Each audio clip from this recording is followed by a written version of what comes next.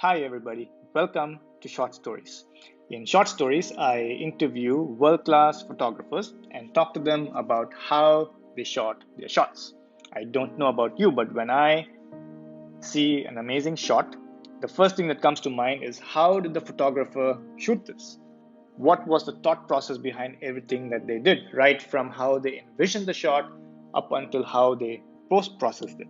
So, if you are interested in learning from world class photographers, subscribe to this channel, and we are going to be getting into the minds of these amazing photographers and learn how they think about photography, how they approach their shots, what their secrets are in getting these amazing shots.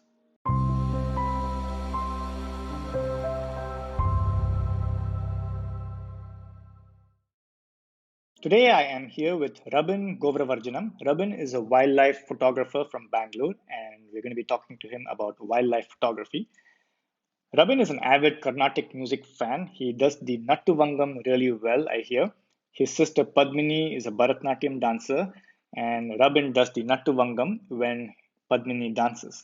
Rabin and I go back a long way. We both went to the same school, Arizona State University, where Rabin was studying mechanical engineering. I met Rabin at a South Indian music club called Spick McKay, where they used to host these famous musicians from India for events at the university. And since ASU, Rabin has gone on to becoming a world class wildlife photographer. And that's what I'm here to talk to him about today. So if you are interested in learning more about wildlife photography, stick around because we are going to get into Rabin's head and look at how he approaches wildlife photography, how he thinks about wildlife photography, what his techniques are, and basically get a peek into what his thought process is. Rabin, good to have you on the show, man. It's been what, 20 years since we met. Yes, Swami, nice to meet How, you too. Nice to see you after a very long time. It's almost the last time we met was in 2002. So yeah, pretty long time. crazy how time flies. So tell me Absolutely. how did you go on to becoming a wildlife photographer? What was your journey? What inspired you? Did anybody inspire you? Tell us about how that happened. The first source of inspiration came from my wife's colleague. His name is Vinay, and he's an avid birder. And on one of our vacations where we were planning to go somewhere in India, we asked him for suggestions, and he suggested this place called Ranthambore, which is one of the famous wildlife tiger sanctuaries in India.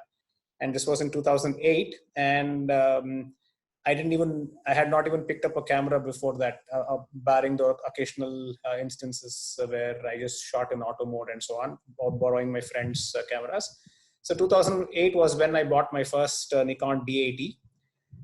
It just started as an experiment where I said, okay, anyway, we are going to Ranthambore, we are going so far, let me at least try to get a couple of decent images. And what started off as a trial and error at that point of time converted into a real big passion for photography. So that's where it all started. So my first inspiration is probably Vinay, my wife's colleague. And after that, I have gone on a couple of birding trips with him. And he's been a good source of inspiration for many of my photographs as well. Awesome. So I've noticed that in your images, I really like the how much negative space that you introduce in your shots. Can you tell us a little bit about what your thought process is when it comes to composition? Why do you have so much negative space, and what does it mean for you? So initially, I started off with the classic 1/3 rule, right? Over a period of time, I mean, that's how you are taught when you go to a formal photography workshop. So I used to follow this as a blind rule to start off with, and then over a period of time, I then realized that hey, you can actually follow these conventional rules, but still make brilliant images out of what you get in Mother Nature. The best thing about wildlife or nature photography is the randomness of it, right? So when given such randomness, you have very little time to think of your shot, because there are so many parameters involved, the light involved, the stance of the bird. So I try to take multiple exposures, again sticking to some very basic rules. And in the process, I try to figure out what else can I do to make this image look better. So the egret image that you just showed, in terms of composition, it's a very simple image, right? There is a egret at 1/3 to a distance to the right, it's looking to the left, and there's a lot of space on the left. But what I think makes this image a lot more effective, or makes it stand out, is the kind of white balance that I could think of at that point of time, because it was early in the morning, it was winter. The sun had just risen, so that's how you see those reflected sun reflections in the water as well. So when you think of these things, you go beyond composition, right? And then you say, okay, how do I convert this image into a beautiful image? And that's where such factors like white balance plays a good role. And of course, you start thinking about what kind of aperture do you use to be able to get a good depth of field, to get a decent depth of field, so that the bird is very clearly focused, and at the same time you get a good bokeh in the background. So all these factors go into making of this image. So for me, it's not just the composition with a lot of negative space, it's composition plus the art of adding a few more parameters to enhance your image. And most of it has to be done on the field at that point of time, in the spur of moment. And that's how you tend to get an image, because once you capture it and then get it into your computer for post-processing, there's not much you can do to enhance other than basic things. But yeah, if while shooting such images, you got to think a lot more than a standard image. How many shots did you take over here? What was your keeper rate? So I think I shot four of this particular egret, but this was the only one where it had lifted its right leg. So I thought it added a little more to make the image somewhat unique, instead of having a simple egret just standing there in the water. So 1 out of 4 is probably applicable to this particular image. But then I've had several instances where I've shot 20 images of the same bird or the animal, but then I've not had a single one of them come out well. So I don't have a standard keep rate, but it varies again depending on the circumstances. With this egret, for example, did you have this in mind before you went here? Did you want to take a shot like this, or did you just go with an open mind and sort of, see what you get that day? So wildlife, you have an idea based on the images that you've seen from what others have taken, right? You kind of have something in mind, but then again, it's so random that you have to make do with whatever you get at that point of time. So yes, I did have an image of, I had more of a silhouette in mind, where I said, okay, I'm going to get the silhouette of a bird against the sun and such things. But then here I realized that the silhouette will not work, but then I could make a fantastic image out of the reflections of the sun in the water, right? And I think that's what makes this image a lot more beautiful than any normal image. So yes, yeah. you go with a frame of mind, but then you adapt to whatever conditions you get. And that's the thing about wildlife or nature. You make do with whatever you get at that point of time. How do you light this? Like, you're obviously not at a studio, but your subject is well lit, and maybe there's some post-processing going on here in the back, but how do you actually get this kind of lighting on the bird? So if you see the raw image of this bird, there's only probably a 10% difference between the final product and the raw image. Wow. So the key to this, to making something of this sort, again, it's more of a what you think fast at that point of time, because one, your bird is not there for a very long time. It's there for maybe a couple of seconds. So you first of all, you figure out, because before the bird actually comes and sits here and then you take a photograph, right? You would have seen a few repetitions of the bird sitting there, or something else coming and sitting there and flying off. You try to make an attempt, but you miss because the bird is too fast and so on. So over the space of 2 or 3 minutes, you kind of figure out, okay, what do you anticipate seeing? What do you want to anticipate out of this image, right? One, I want definitely a good bokeh background. So I move myself so that I get an undisturbed background, which is where you see all those, the entire brown background. And again, it was morning, good rising sunlight. So I knew that if I chose spot metering, I could definitely get the lit portion of the bird in a very enhanced way, while keeping most parts of the other image dark. So spot metering, I think, worked really brilliant for me in this image. And of course, you tend to focus on the bird's eye, which is the case with any wildlife photograph. So these three parameters came together, and then that's how this image came through. I see. And what gear do you use? For this, I have my Nikon body is a D4S. And specifically for this trip, and in fact, for most of my trips, I rent Nikon 600mm f4 FL lens, the new one. Because for birds, I try to not use teleconverters or the lower range focal length lenses and then teleconverters. So I tend to go with the 600mm. When I talk to beginners about photography, the first thing I tell them is it's not the camera or the lens. It's it's you as a photographer. But I can imagine that in wildlife, the gear is going to make a little bit of difference, if not more. Of course. Yeah. See, the thing is, if this would not have come through with a normal kit lens or anything lesser than 300mm, right? So for a good bird, and also the crop ratio, I don't think there is a crop associated there. I think this is a full frame image. So there is no way you can achieve that with anything less than a 500 or a 600mm. Okay, so if I want to get into bird or wildlife photography in general, what are the minimum things I need to have? A decent body with a higher FPS rating. Again, there is camera body, right? Yeah, of course, a higher camera body.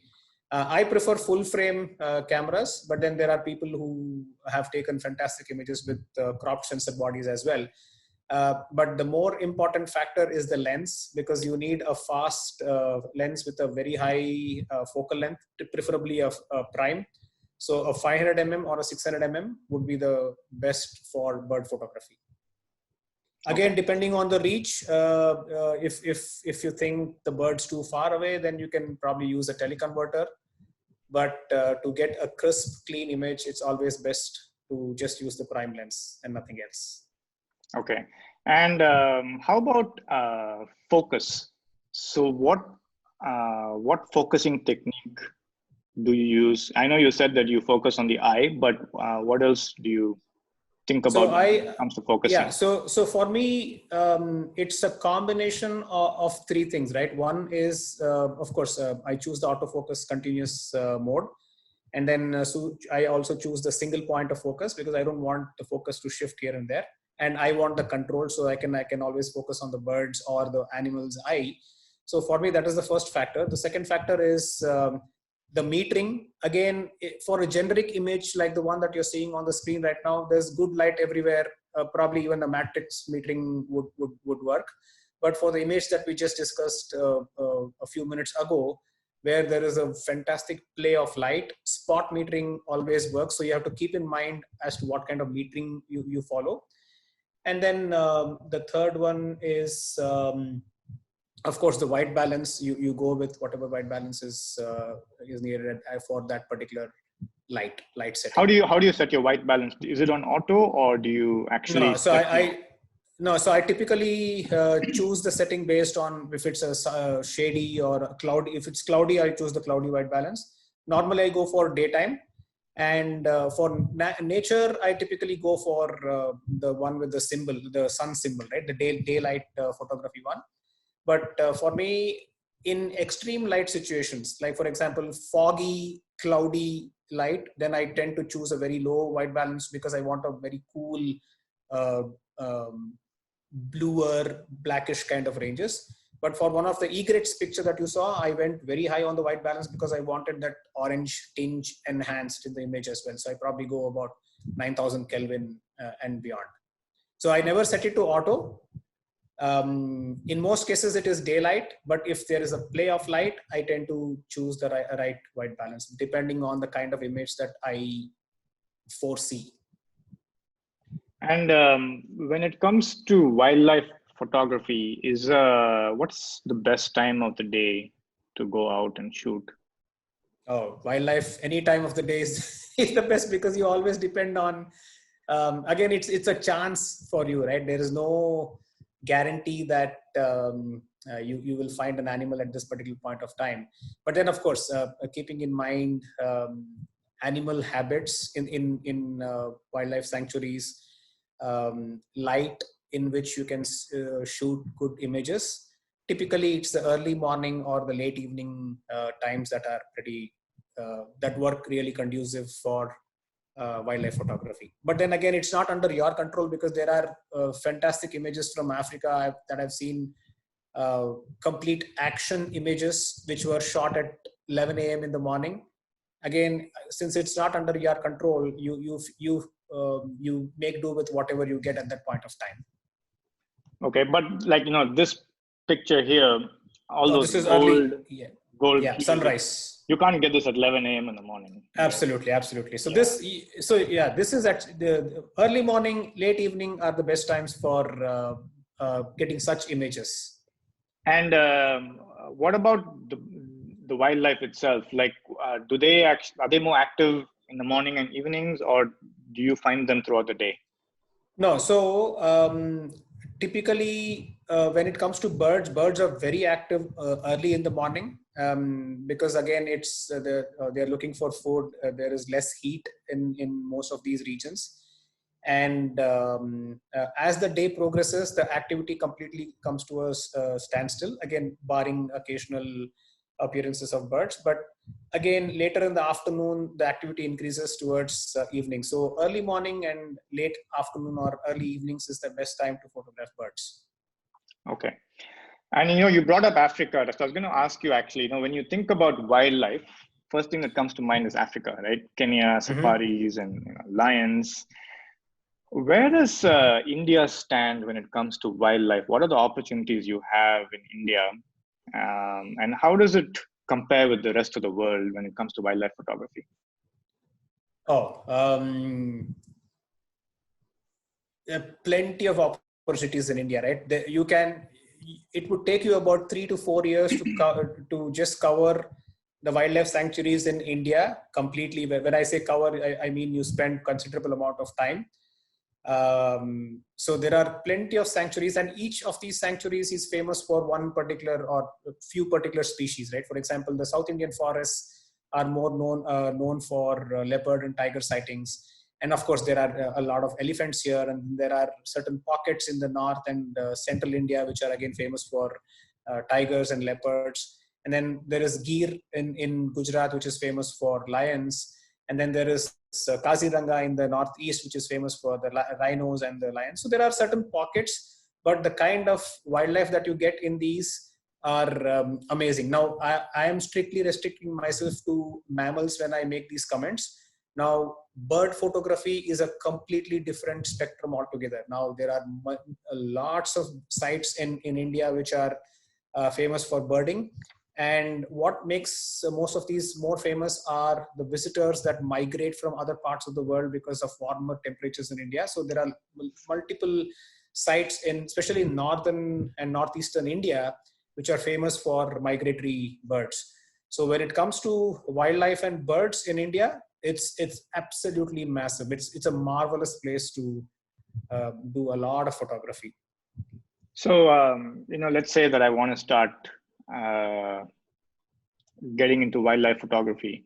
It's a bit overwhelming, especially in India, such a huge country, and like you're saying, there are so many sanctuaries.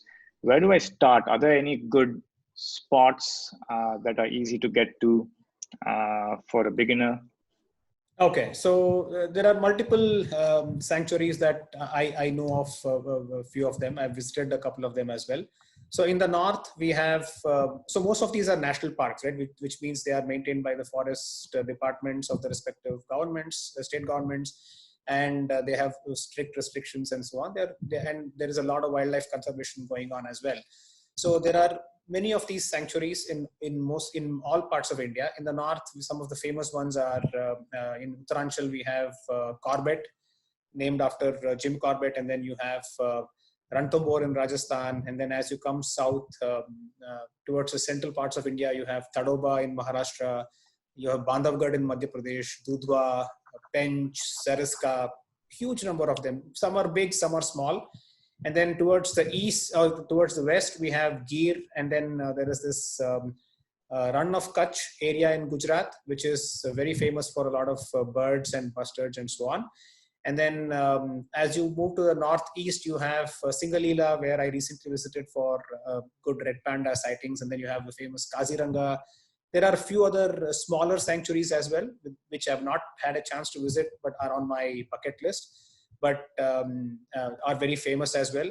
Then as you come south in the southern regions of India, we have Bandipur, we have Nagarhole, Kabini, Mudumalai, and quite a few other sanctuaries. And then there are certain sanctuaries which are specific, well known for certain species.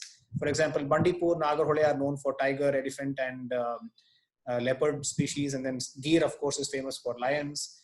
Ranthambore and Bandhavgarh are famous for tigers. Tadoba is famous for tigers. Kaziranga is famous for rhinos and of course a lot of elephants. So each place, and Corbett of course for tigers and leopards as well. These are the famous ones with well-known populations of tigers and leopards. But then there are certain small, most of these are also known for the lesser known species of mammals as well. So, and of course, I have not cited them, but there are many photographers who have got fantastic photos of rarely seen mammal species as well in most of these places. So across the breadth and length of India, there are huge number of sanctuaries that one can start off with, again, based on convenience. And there is a lot of information on the internet that is accessible to anybody who's willing to make a start. And when you go on a shoot, do you normally go on a weekend trip, or is it a day trip? What do you recommend? Right. So most of these places, in order, now again, wildlife is all random, right? It's based on your luck at that point of time. Now, to increase the probability of sightings, the best way is to stay there for longer periods of time.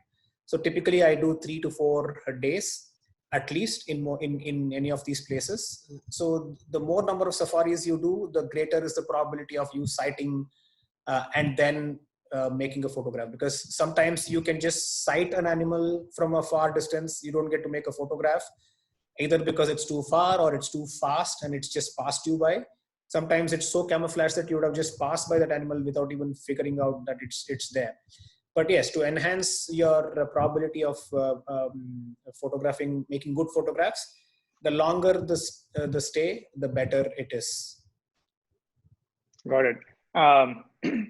And what about reservations and availability? Is it generally pretty easy to?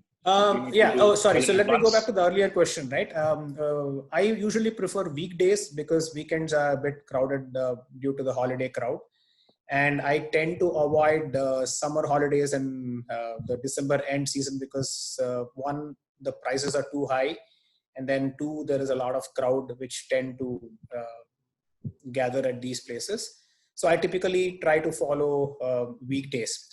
Now, in terms of reservations and things like these, most of these wildlife sanctuaries have accommodations run by either by the forest department or there are private accommodations. But the safaris inside these ranges, at least most of them are taken care of by the forest department, which means you have to go through the proper channels for making advanced bookings and so on.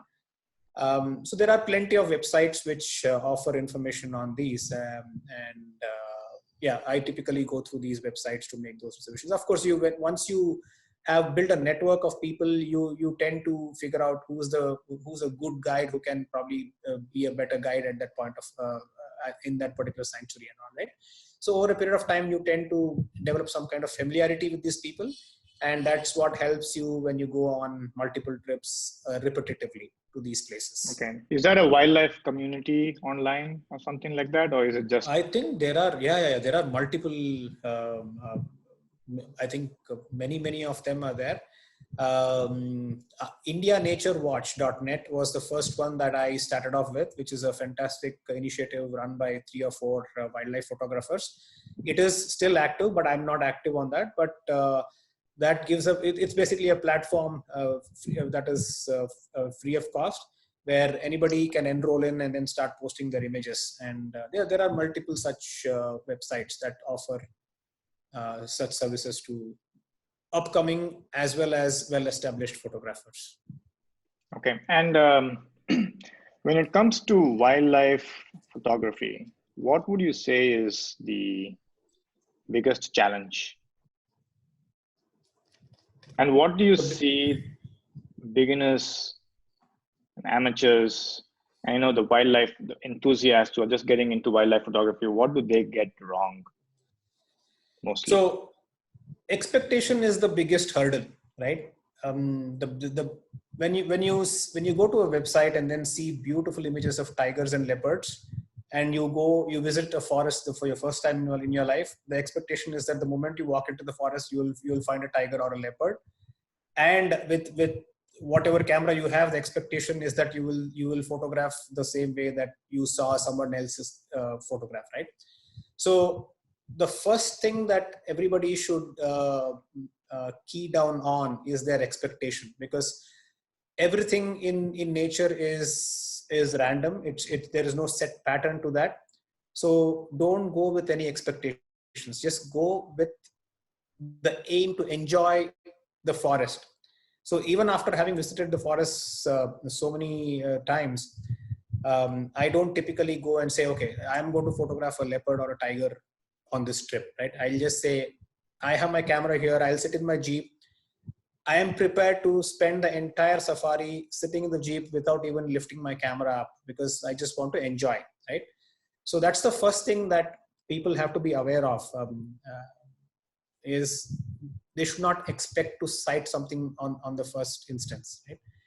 So beyond this, you then start anticipating, and then you start figuring out certain methods by which you have guides or naturalists with you who have the capability to sometimes track down certain animals, right? One of the key methods is to listen to alarm calls. And the other key factor that is very important during wildlife photography is patience. So there are many photographers who just want to keep running around trying to look for an animal, right? There are many instances where we've just waited for 2 hours, 3 hours at the same spot. One, because you anticipate that something might come that way because of some action that would have been reported by someone else, or two, you just want to listen there in silence for some alarm calls or some kind of movement that will give you an indication that you might sight something. So multiple things that are important from a wildlife photography for amateurs. Got it. And are there any wildlife photographers that you look up to? Who's your favorite wildlife photographer? Many of them. So I have, it depends on the kind of photographs they come up with, right? So I have seen photographs of photographers where they used an 800 lens and then captured minute details of a particular bird, right? So there are multiple facets to photography, right? So one is this. Then there are certain photographers whose only aim is to make sure they go to the corners of these places in India and then try to capture those rare birds, right? So those kind of photographers are people I respect as well. And then there is a third kind of photographers who want to make sure that they get fantastic images out of just normal birds that they see, right? So for me, each of these types of photography, I try to imbibe within me, right? So to name a few, Kalyan Verma, Sudhir Shivram, these are the people who come to my mind. I want to talk to you about your panda images. Mm-hmm. I didn't know they had pandas in India. Uh, I didn't know too till recently, till I signed up for this. Of course, I had seen images of the red panda a couple of places, but then it was not until this trip last month. It was just last month, just before the lockdown started. We landed on the 22nd, and the lockdown started from 23rd in India. So we were very lucky. But yeah, so Singalila National Park in the northeastern part of India, which is northern part of Bengal, very close to the Nepal border, is one of the famous sanctuaries in India, which is famous for the red panda. So this was one of the trips I enjoyed shooting the red panda. and what do you want to do next? What's Oh, your my inspiration? bucket list is to cover most of the sanctuaries in India. So I want to visit Corbett. I want to visit Kaziranga because I've never seen a rhino in its natural habitat. I want to do a couple of birding places. There's one place called Bharatpur, which is closer to, I think, Delhi. I've seen some fantastic images from Bharatpur. I want to visit Bharatpur, and then I want to photograph the Saurus cranes.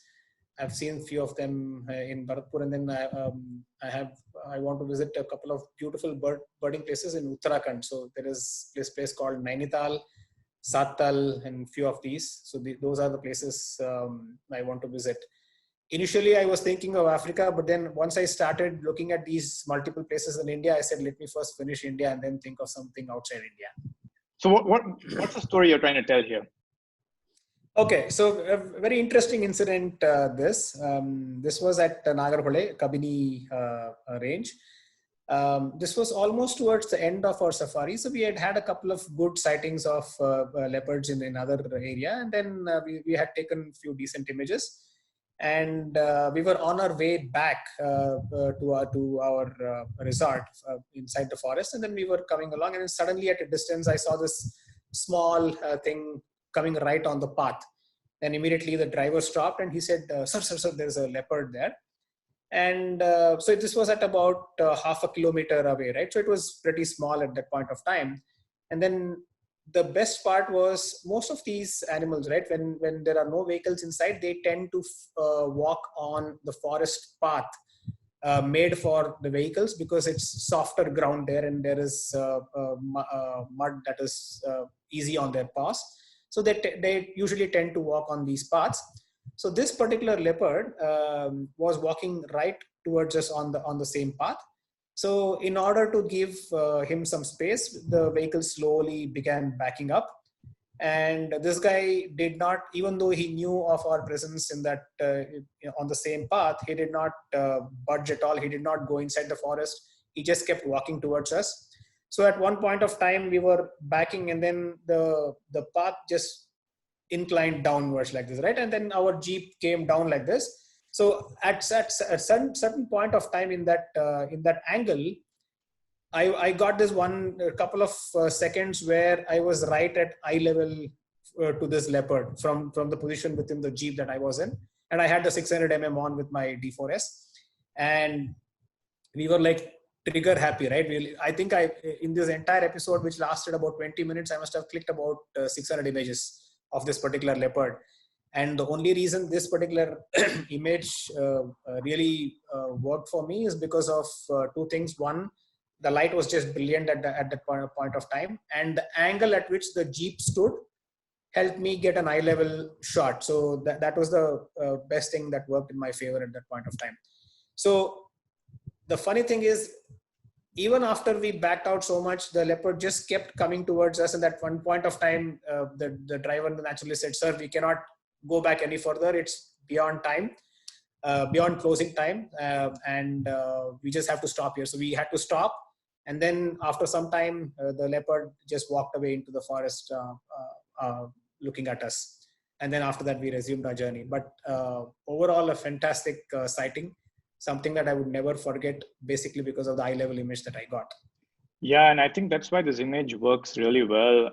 Usually we see really close-up shots of wild animals, right? Yep. But this one, you have kept the animal at its sort of like its natural size. Yeah, And again, you have left a lot of negative space around it. correct. It works really well, and it's looking straight at you as well. See, that's the best part, right? I usually tend to use images 99% of the time where I have eye contact with the particular animal or the bird. Of course, birds, you don't have that kind of flexibility, but mostly with mammals, especially tigers or leopards, I tend to post images or develop images where I have eye contact with the particular animal. Otherwise, that eye contact, I think, makes up 50% of the image. It's the other parameters that make up the rest of the 50%. So I think that's what really worked in my favor for this particular image. Rabin, what is your advice to new photographers?